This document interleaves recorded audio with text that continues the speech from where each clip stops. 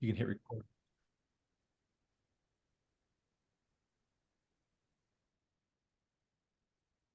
Welcome all, welcome all.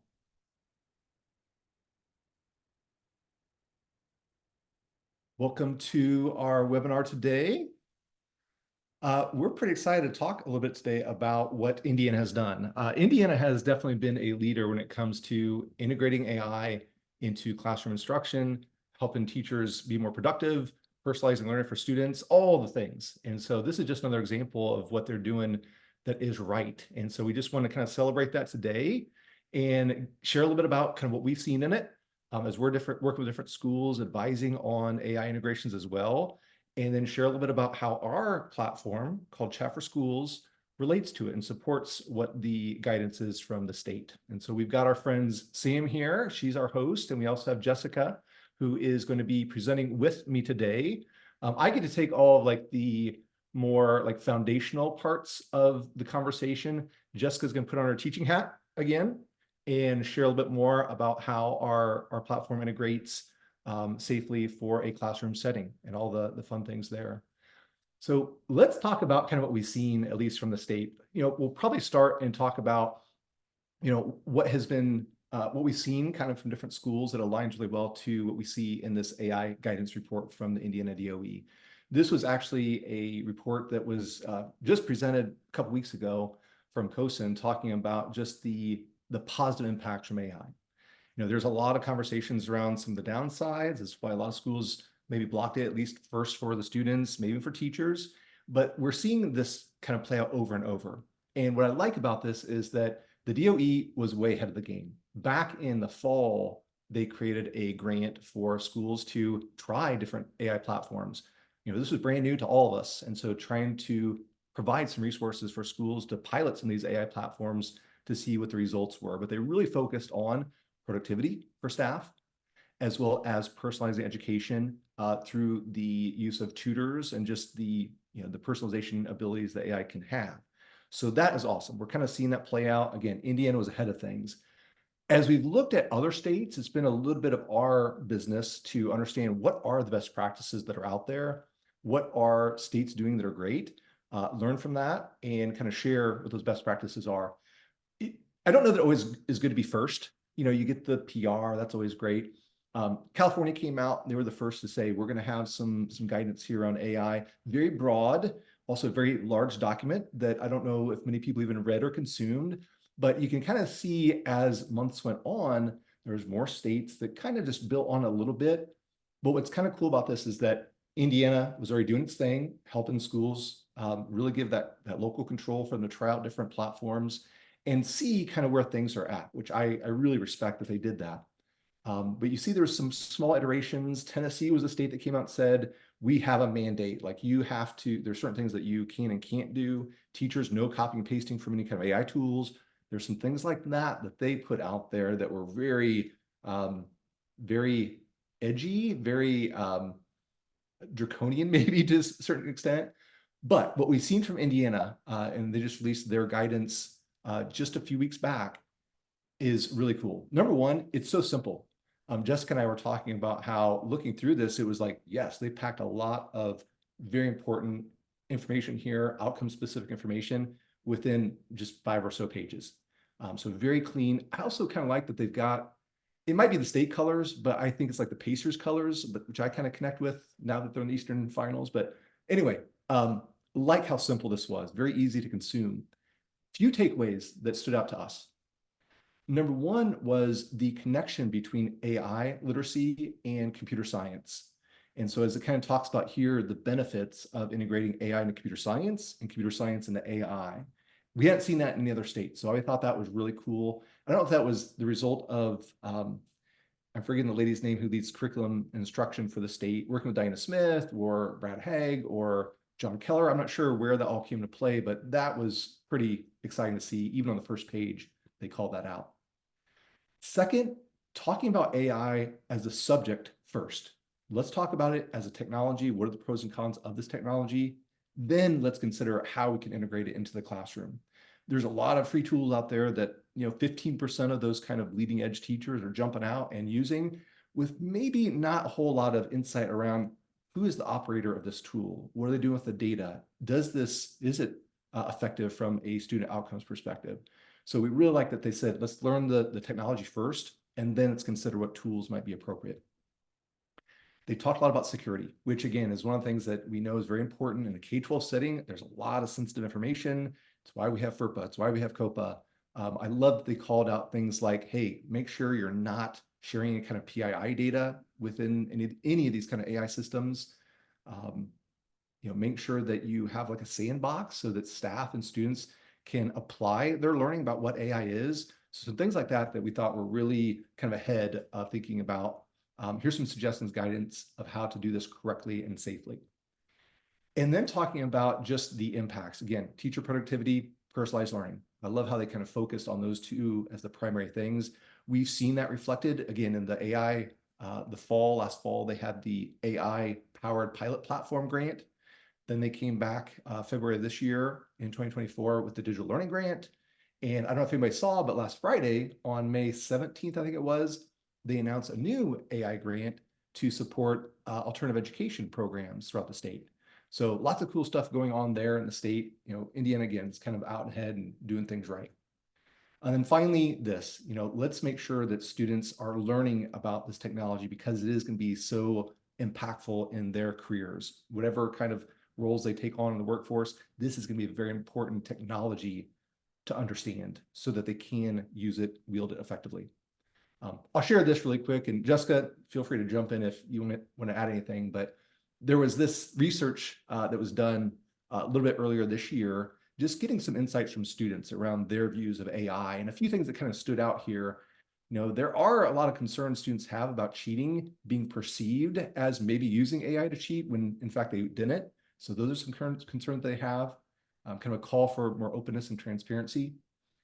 They're concerned about, these systems using some of their private data, but they do want help from adults. They want adults to learn about this and model it for the students so they can use it effectively. And then even thinking about this as a educational tool, students are quickly realizing this can help them learn about a lot of different things, personalize it, the context and analogies that they can use.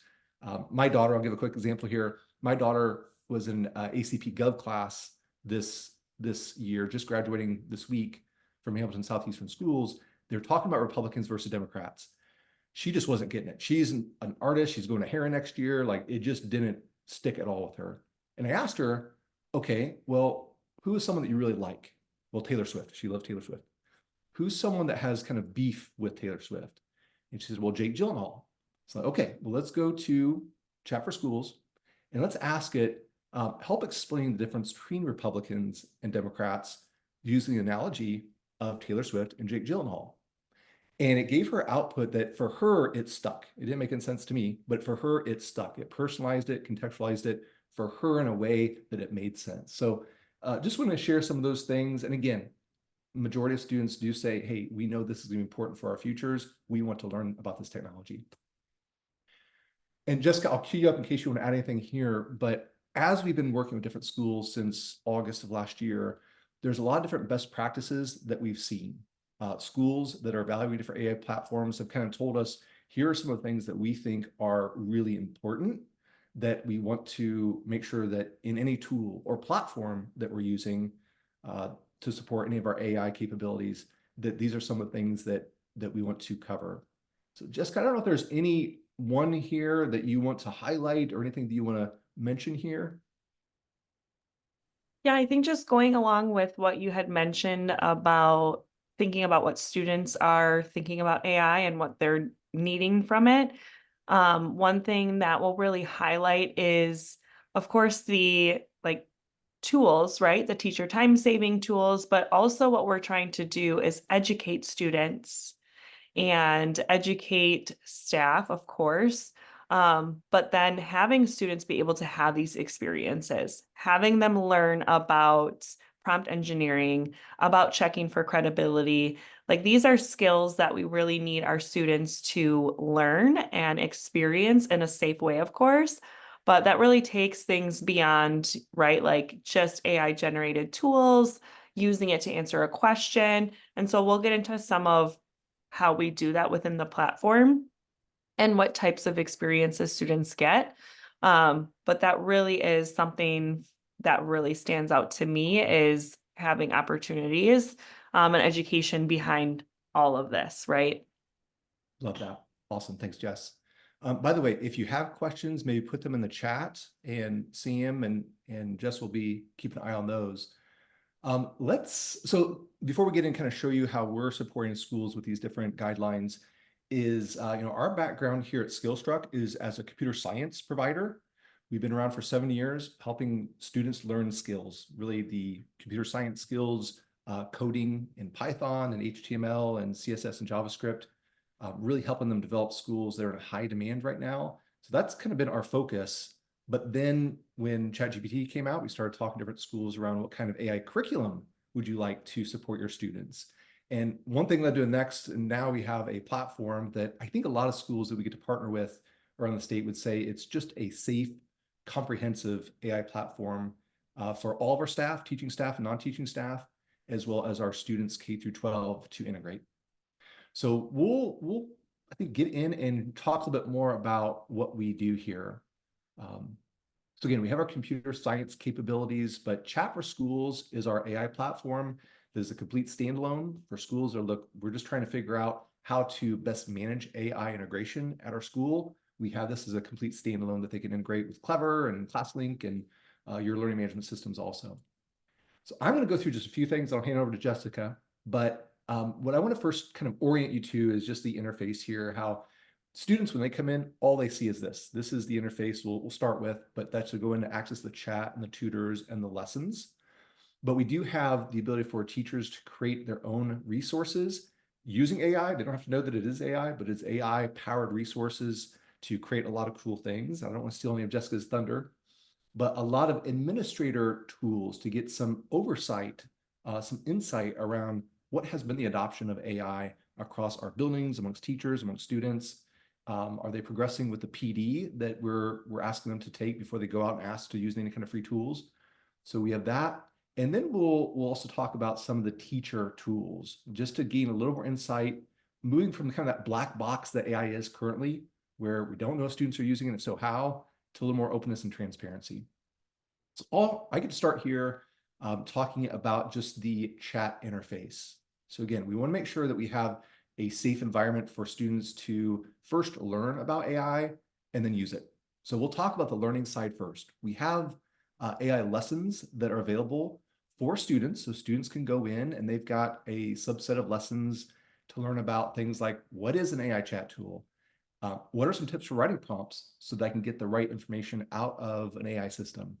Let's make sure I'm using this safely. Like, don't put your phone number and email address and that kind of sensitive PII data. That's a no-no. Make sure that I am checking for credibility. Any AI system was the brain of it. Its mind was derived from the world's public knowledge, which is a lot of book corpus. It's a lot of the internet, which is a lot of fan fiction. There's a lot of interesting blogs that are out there. And so let's make sure students realize, like, you have to fact check. This is not something that you can just trust. This is a great source of information, but not necessarily a source of truth. And so it requires fact checking along the way. But even things like, tell me about the careers in AI. Why should I know about this as a technology? What are the prospects of learning about this, technology at a core, and what kind of careers are out there for me? But then we have more in terms of like an AI PD Academy for your teachers, getting up to speed on what AI is. We drill down a lot deeper to give more resources for them to learn deeper things, such as, cheating. How do students use this for cheating? How should I structure some of my assessments accordingly in this world where students, they may be using AI or not? We don't really know. So how do I structure my activities assessments accordingly? But even talking about the non-teaching staff, how do I use this kind of tool to save a little bit of time in my week, or to be maybe write that email just a little more sharper or more persuasive, or however I want to set that up. So talking about those kind of things. So it's nice to have an environment where you can learn, theory around AI. So here I'm looking at one of our lessons where I've got an interactive presentation, so I can interact with the material just a little more engaging way for learners to go in and learn about the topic. Here it's prompt engineering. versus maybe just a flat textbook. So you have that. You have these quick little videos where you can go through and just give a quick summary of what is this lesson all about. So I can watch that really quickly. So different modes of learning. And then we've got our textbook, which does translate to English and Spanish. Our note there is our interface does translate into multiple different languages. So all the menus, the speech to text and text to speech will translate based on those different languages. So trying to support, as many of your students as we can, but also assessments, just to assess the learner's understanding of these different lessons. So again, you can kind of track that from an administrator perspective. Are teachers going through it? Are they learning? Are they learning what we want them to learn before they're really using AI effectively? But it is nice here to learn about writing prompts. It's one thing, again, to learn about the theory of writing prompts. So here I might take a very vague prompt. I can read it and learn about it, but it's another thing if I can actually apply it. So here I'm just going to copy and paste it in, and then I can see kind of what the output is. And it still amazes me. We spend a lot of time on site delivering PD for staff, and we like asking folks to raise their hands if you've never used any kind of AI tool before. And it's still about half. I'm always shocked that there's still a lot of teachers, a lot of staff that have not even used this yet. Good reasons why. I mean, there's a lot of people that have reluctancy for reasons we're going to talk about here, but it is fun to be able to provide a safe environment that allows them to play and experiment and see what kind of output they get based on different prompts they give. If they struggle with this prompt line, which can be a little bit intimidating, there is a prompt library that is for teachers if you're logged in as a teacher, or student facing if it's on the student side, where it gives some different ideas of maybe what that prompt might look like. So I can kind of browse, or I can search, and it gives me different ideas of different prompts that I can use to help me out with my classroom. In this case, it's an icebreaker that I might want to consider. I might say, tell me more about number 6. I could have said, hey, how would this apply to maybe a 3rd grade classroom? Set up a lesson plan accordingly. So lots of different ways you can use that. But again, because we are suggesting to different teachers and staff and students that AI has a lot of a positive side, we need to balance that with the risk of them using it. And so we do a few different things here to protect your students and your data in those situations. So a few things that we do. Number one is when students are putting in information, or your staff are putting information, the first thing we do is we anonymize it. It's coming from Skillstruck. It's not coming from any, the 2nd grader. No one needs to know that 2nd grader is putting in certain kinds of prompts. It's all anonymized. It's coming from Skillstruck. No profiles or algorithms are getting created on those students or staff. That's the first thing. The second thing that we do is, in a K-12 setting, there's a lot of sensitive data that could be put into these generative AI chat tools. That's a little worrisome, just because we're dealing with IEPs, we're dealing with maybe mental health records, student health records, a lot of sensitive data. And so one thing that we do here is make sure that any of that data that goes into the prompt is not allowed to be used for training the large language model. It's not used to train the brain of the AI. So just another precaution we want to make sure that we take, so that the school's data remains theirs and doesn't get in the hands of AI providers. The third thing that we do is, we can train students and staff, like, don't put in the PII data, that private identifiable information. It's still going to happen. It could be an accident. It could be inadvertently. You might forget. But when it happens, so if you have a student that does something that's very well-intentioned like this, where they want to have the AI just reformat their teacher's contact details so that they can then, paste into their note tool or put in their phone book, that's not great. We don't want this PII data of the teachers to be out there. And so one thing that we do is, when I hit enter, it's going to happen pretty fast. There's a little gray box that pops up that basically says, so what's happening there is the gray box is a placeholder that is taking out the PII data. So we're sensing to see if there's a filter that says, hey, is there any kind of private data that's here? If so, let's take it out. Let's put in a placeholder, then send that to the AI. So AI doesn't even get a chance to see, process, or analyze any of that sensitive data. Then the AI comes back with its output, and then we put the actual data that was put in the prompt back in the place of that placeholder.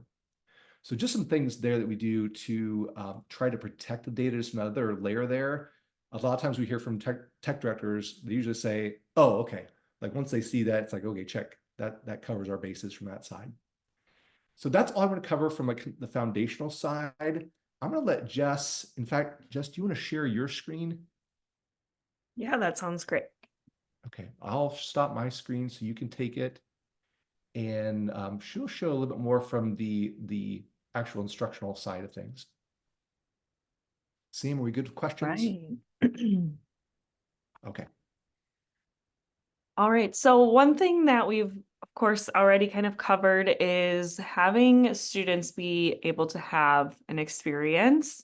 Of course, teachers as well, right? And making sure it's in a safe environment. So one thing that Kurt kind of walked through was that there's lessons available. There's also lessons available for those students. And then there's that chat feature. We've got that prompt library. We've got a nice place to collaborate. There's a prompt library for students as well. But then when we think of taking things like to the next level of, okay, we're educating students and we're educating staff and we're allowing them a safe tool, we also have some other capabilities. Now, some of these are already just hanging out in the Chat for Schools environment, and some will be generated by teachers.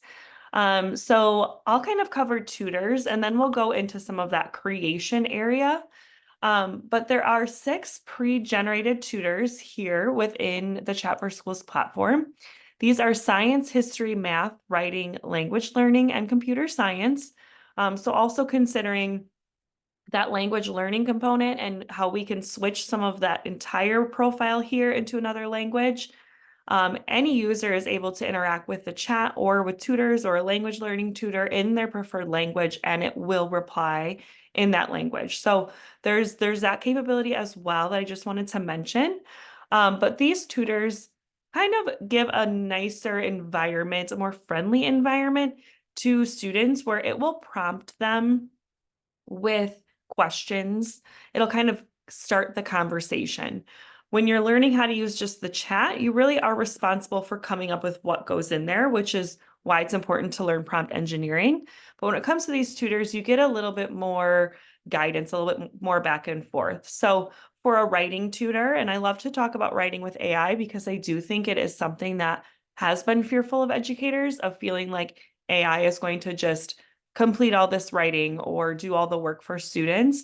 But when we think of it in terms of tutors, we kind of reduce that fear there where, if I ask this tutor to finish a story for me, it's not going to. If I ask a chat to do that, it will. And again, I'm also being supported with some ideas to continue even my prompt engineering skills. So I can go back and forth with this writing tutor and get some support with the writing process. One thing that I have done in the past is run a whole workshop on the difference between a chat tool and a writing tool. And if you put a sentence starter into the chat tool, it will finish the whole story for you. And if you put it into the writing tutor tool, it will say like, looks like you're starting a really cool piece of writing. Like, how can I support you with this? And so it's not going to finish that work for students. And so you can even see here with my collaboration, I need help making a clear introduction. If you have used a chat tool, this is a great way to get help with it. I like to say too many words in my writing, so I always need to go to a chat tool and get feedback on my writing. And every time they say your introduction is not clear, so this just relates directly to me. But you'll see here that I can continue to go back and forth, right?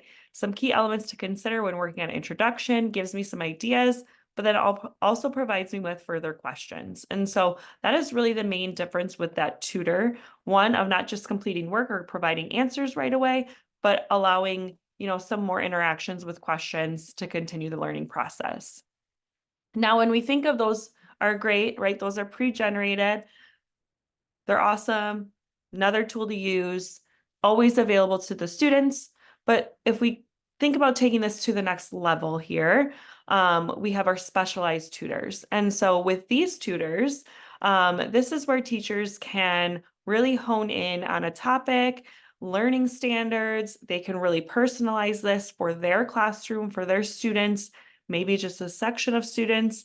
And this is where they can really, really utilize AI to take learning to the next level, to get insight on how their students are performing, and also to be able to even get students to do something. We've had teachers who have had students not speak the whole year, not write a single word on a piece of paper. And all of a sudden, when they generated a tutor creator, they started to type in some things to speak into the microphones there to have it generate what they wanted help from with these tutors. And then the teacher was able to see some insight. So even being able to continue that learning process or to begin it and to really understand where your students are at is super powerful feature of these tutors. So in order to create these, really simple process. On the left-hand side, you can provide the tutor a name or like a persona that you would like the tutor to represent. You can fill in the subject or topic. So in here, I have writing, kind of sticking with that theme of writing and how you can even, get this specific to standards. I've put in here everything about narrative writing. So it's a complete strand for 8th graders. It's about the point of view, adding some dialogue, some description, all of those there, right? Now I can put those all in like I did, or I could select specific ones. If I knew that my students really just needed support with descriptive writing or the dialogue strand, I could just put that in there. And then I can select a grade level and I can upload some PDFs to support as well. Maybe that's where your standards live and you want to upload a PDF of them. Maybe you have a rubric for a writing assignment that you want the tutor to have in order to provide students with feedback on what they're going to be writing. So that's an option there. And then special instructions is really where a lot of our users right now are coming up with super creative ways to use the tool. And we can share with you a recording. We had a show and tell last week where teachers are really diving into this and getting really creative with what they're able to do. And one specifically was able to put in some special instructions of having like multiple personas in order for the students to have like a debate with them and kind of debate each persona, come from different angles. And then they were able to see all of that. So super cool thing to do there and really personalize what you want that tutor to be doing. And then you can also check this box for the Socratic method, where the tutor will only continue to ask questions instead of provide any answers. We have teachers, of course, who are like, don't give them any answers. And we have teachers who are like, no, we love asking all those questions. Jessica, Yeah. there was a question that came up, Sam. I just missed it. Can you read off the question that came in? Yes, it's from Patrick, and he's asking, could you add a rubric to the tutor? Yes. Specifically, you can add a rubric in that optional, like that PDF thing for it to reference. And then that tutor will reference those materials there. So specifically, we've had like a teacher create a like critic to like tutor because they noticed that when their students were pitching like video games, like the design and the marketing and not everything was in place. And so they were turning in incomplete work. So they attached a rubric there in which the tutor then took into account those rubric ideas, all of the, categories underneath marketing and all of the game design and all of the technical requirements. And then it would provide students with a grade and it would say, oh, if I were to grade this now, it would be a C, like here's some feedback to improve. And then they would continue to make improvements based off of that feedback that was pulling from a rubric. And then when the students, went through that whole process and turned in their actual pitch, it was actually ready for the teacher to grade it rather than incomplete work. We all know students do that. So that is one way that has been being used already with our current users. After you fill out all the things on the left-hand side, it will generate a fun introduction for you that you're able to edit. You can preview that. You can start sending messages to that tutor and start to kind of engage with what the dialogue is like, what questions are they asking?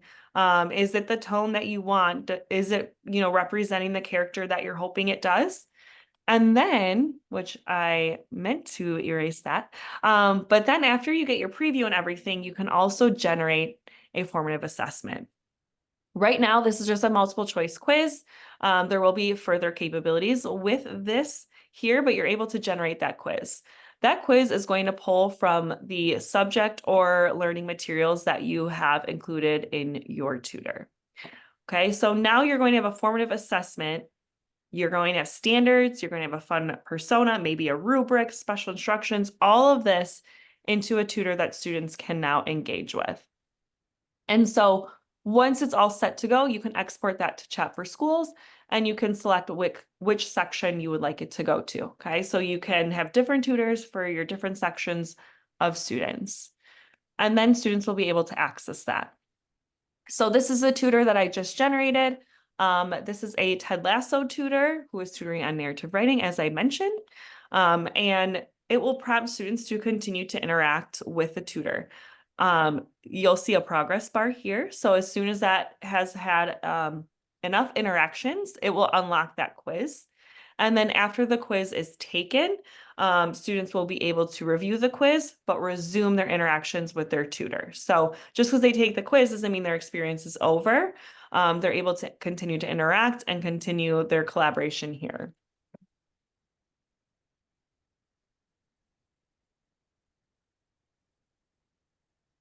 So I'm going to interact here just a little bit so you can kind of see that progress going.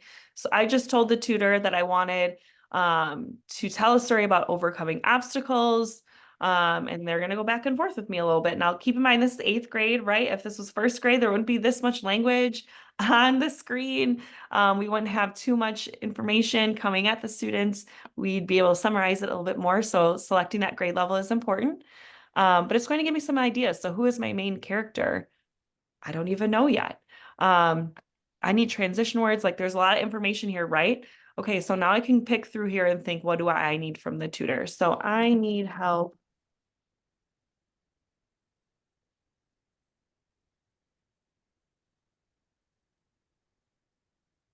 Okay, and it will continue. Now, as that becomes complete of interactions of back and forth, that quiz will unlock. That quiz will be multiple choice, and then teachers will be able to get some insight on how they performed on there. Now, to save you from too much time of me going back and forth with this tutor to unlock that quiz, we'll transition over into some of those teacher tools and seeing how they can view this interaction. So moving over into this area, I'm going to skip over to just viewing that progress, and then we'll revisit some other things, just so you can see what it looks like on that educator side. So my students just interacted with that awesome tutor that I created. They took a quiz, and I want to view how they're doing. I want to see how they're interacting with this, what they're learning from it, and want to make sure they're not like copying and pasting a bunch of stuff, right? So one way to do that is through our progress. And here you'll be able to view progress of lessons. Kurt had mentioned that earlier, but under the tutors is where you're going to view some insight on how students are utilizing and doing on those assessments there. So I can open up each individual student and their interaction with the tutor. On the left-hand side, I'll be able to view that full input and output. So I'll be able to view every single thing the tutor is saying and the student is saying. And then side by side, I'll be able to view how they performed on the quiz. So you can kind of see, like maybe if a lot of students are struggling with number 2, a teacher will have some insight on, okay, got to reteach that one, and so on. And they'll be able to easily flip through each of those interactions there as well. So that is the overall concept of those specialized tutors and viewing some of that insight. Kurt, anything that I missed that you wanted to add? No, I think that's really good. I don't know if you want to show some of the classroom management side of things to see, kind of address some plagiarism kind of question where teachers don't know if the students are using AI or not. So maybe talk about that a little bit.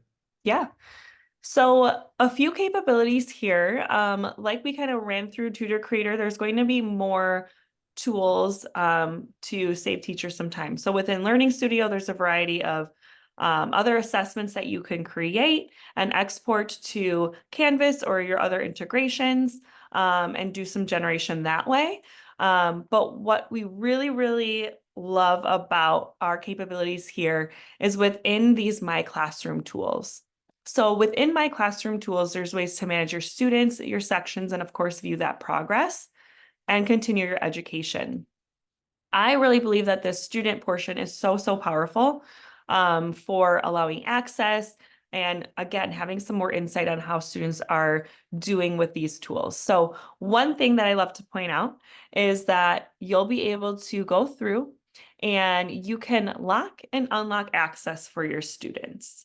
You can do this for your sections as a whole or for individual students. So when we think about building up to allowing further access to these tools, like most teachers might be comfortable with like, let's play around with it for 20 minutes, but then like I'm out for the day. And some might be like, I have these amazing ideas for using it as a critic and all this stuff, right? People are going to be at different pages, as will be students. And you also want to have that education piece behind them as well. So what you're able to do here with your access is you can lock it for a specific amount of time. And you can also lock specific resources. So if when we were talking through that chat tool, it kind of worried you about providing answers or, just having too free of an environment or maybe not having that back and forth interaction where students aren't ready, they're not total prompt engineers yet, you're able to lock that chat mode and then just open up those tutors that we ran through. And so there's some nice management there of what students can access, when, for how long, and so on. And you can do that for individual students or for your class as a whole. The other thing here is that you're able to adjust your reading levels for students as well on an individual basis. So if you have students who are performing at a higher or lower grade level, you're able to adjust that there. The majority of our reading levels come through with your integrations. So just putting that out there, but you're able to edit that way. And of course, taking things even further is being able to view every single thing that students are doing with those chat tools. So you saw that tutor progress. What about the chat tool? This is where you're going to be able to view how students are interacting, every single input and output, and then any flagged items. So we do have a capability to flag inappropriate use, anything of like self-harm, anything deemed unsafe. There will be some flags in place there that teachers can review, and this also can be set up with an email notification as well. So there is some great insight again to be able to view all interactions with your students and how they're using the tool, maybe checking for some cheating or things like that. That history log has been super helpful for teachers, especially to even see, like I mentioned, if a student hasn't spoke the whole year and they're using the chat tool, like this is where you're going to get that insight. And again, last week from that show and tell, we have a teacher walking through, like even being able to see their history log of all their students and how they were using that. So lots of good information if you're wanting to hear from an actual teacher using Chat4Schools. So that is a little bit about managing those students. Kurt, what else? You're doing great. I'm going to ask you to do one more thing. Yeah. Keep your teacher hat on and talk about the studio, just to kind of share some of the resources there, especially when it comes to like the teacher productivity side that the DOE is really trying to recommend. Yes. So in terms of the productivity here, this is Learning Studio. So this is where you're able to generate a quiz, a writing assignment. You can remix an assignment. So if you've been doing the same thing for 5 years and you want to spice it up a little bit, you can go there. Or even if you want to alter some things because you're trying to get some ideas of students and maybe why they're not engaging in the classroom, switching it up that way. A text transformer. So being able to take some text, change the reading level, change the language. There's so many available languages that you can translate a text within that text transformer. And then of course, lesson plans, rubrics, all that good stuff. I've heard a lot of excitement about social story writers. So being able to kind of walk through how to correct a certain behavior.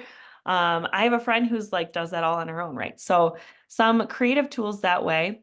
And they're all really simple. So when you log into it, you'll be able to view everything that you've already written, or you can create a new assignment here.